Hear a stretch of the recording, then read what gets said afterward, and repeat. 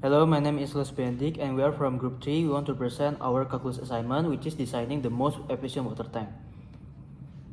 So every water tank that we have ever seen, a household storage tank or a rooftop tank, had one decision behind it, which is how much material that we use.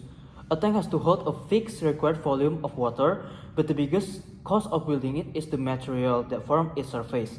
So we face a real economic and engineering problem here, which is how to minimize the material cost while maintaining the required volume. Mathematically, less surface area means less material and lower the cost. If we talk about efficiency for surface area, theoretically, the sphere is the best shape. Why? Because corners add surface area without adding much volume, while sphere shape, with its curved surface and no corners at all, encloses the most volume for the least surface area. So the sphere is ideally the most efficient shape here. But a sphere, as we know, is hard to build in real life. So we need a practical shape that comes close to it, which is the cylindrical shape. A cylindrical shape has two flat circular ends at the top and bottom, joined by one continuous curved wall wrapping the whole shape. That curved wall is similar to the sphere, while still being simple to build.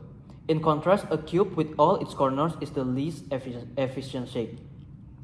Since water pushes outward on the walls, and the pressure increases with depth, curved cylindrical wall carries this outward push as tension wrapped around its circumference, and since materials resist tension very well, the walls can stay thin. That's why we choose a cylindrical shape. Our first concept here is function of multiple variables. The quantity we are minimizing, which is the surface area, does not depend on just one variable, but it depends on two variables, which is the radius and the height of the cylinder shape. So we write S of R and H. And the volume also depends on the same two variables since it is the same tank. This also leads us to the second concept, which is partial derivatives concept. When a function has two variables, we differentiate with respect to one at a time while holding the other fixed.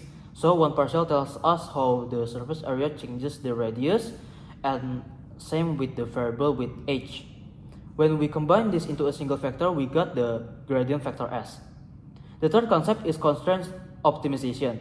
The issue here is that the smallest surface area of the tank is 0 size, but that means the tank holds no water, so basically it is useless.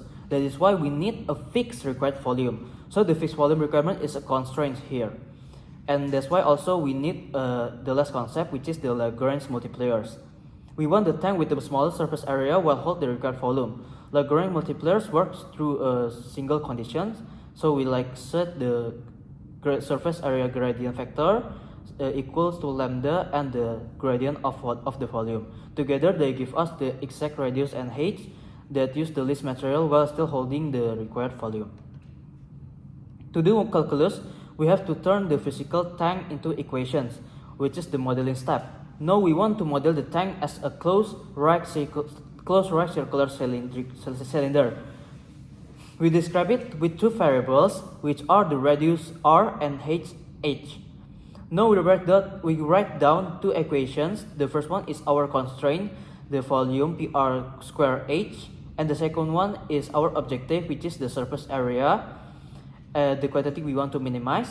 And since the tank has a top and a bottom, which are two identical circles, we add a pr square, so the top and the bottom is 2pr square, and the side is the circle circumference, which is the 2prh. Together we add the top, bottom, and side, and we get surface area equal to 2pr square at 2prh. Hello everyone, my name is Jasin Kistoriadi, TSC 2509113, going to explain about the example. So we have the example questions, which is an open top cylindrical water tank have to store 150,000 liters of water, which the base of the cylindrical costs 50 ringgit per square meters, made out of a thick steel, while the side wall made out of the thin steel, which costs 30 ringgit per square meters. Now we have to calculate the optimal radius, height, and the total cost of it. So we can answer it by making the cost formula, which is the base cost times the base area plus the wall cost times wall area.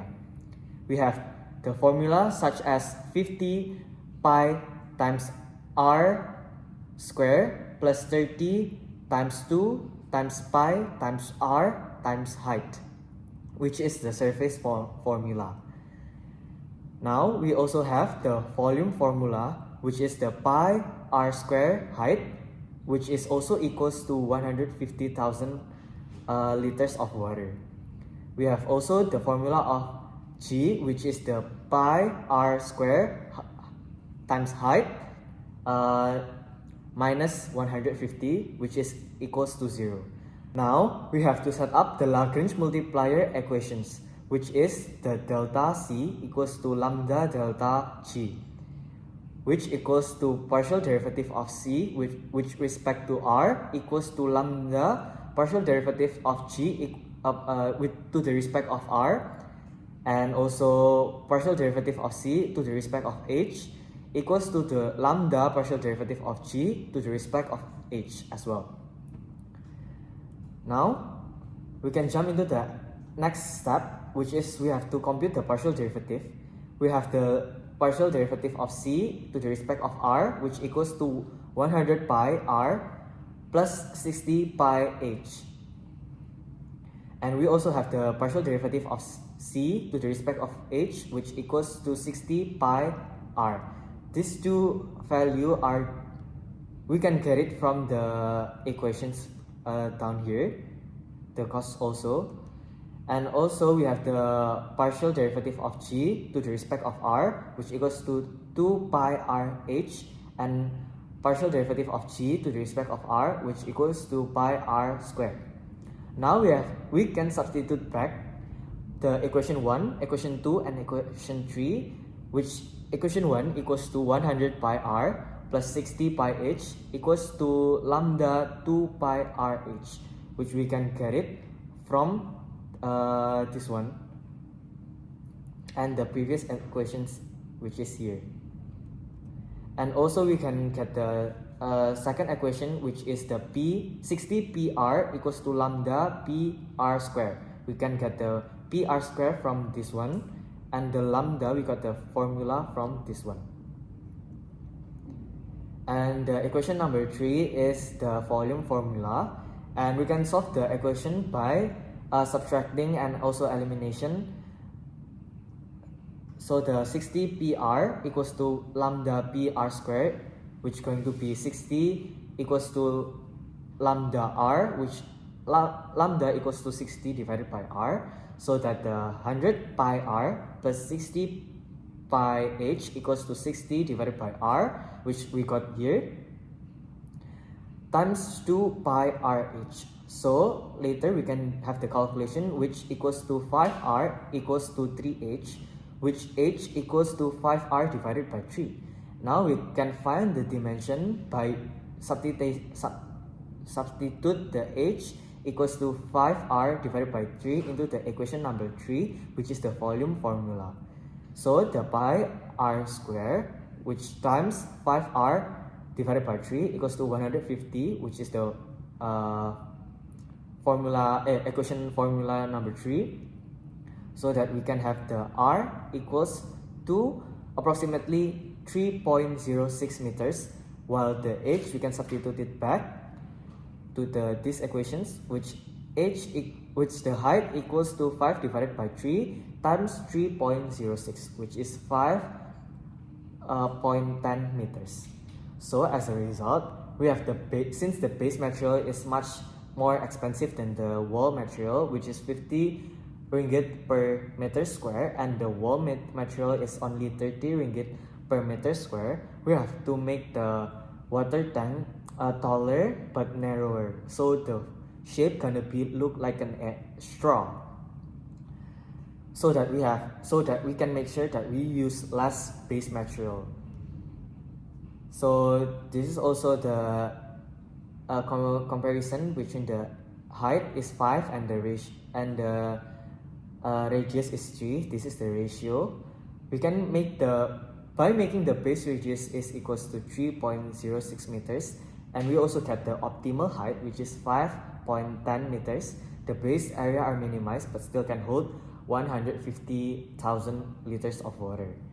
So the cost of it gonna be something like this. We can do substitution to the cost formula, which is this, and we got it. The total cost is 4,412 ringgit. Hello everyone, my name is Christopher Susawicaya with student ID TSC 2509118. So now we are gonna get deeper into final explanation about implication, limitation, and improvement. For implication, we have 3 points.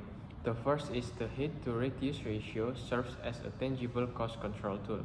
The heat formula provides a direct way to translate difference in material price into design decisions. For example, if a supplier raises the price of heavy gauge steel, this formula immediately indicates how much the design needs to be raised and made thinner to remain optimal and minimize the operating cost. By reducing the base area through a streamlined design, we minimize the use of this most expensive material without reducing the storage capacity. The second is the tank is slicker than what is usually seen in the field. Since thick steel for the base is much more expensive, 3 until 5 times as much, optimal results tend to favor cylinder tanks rather than short and stubby ones like typical household water tanks. This explains why many industrial tanks are indeed built tall and slender.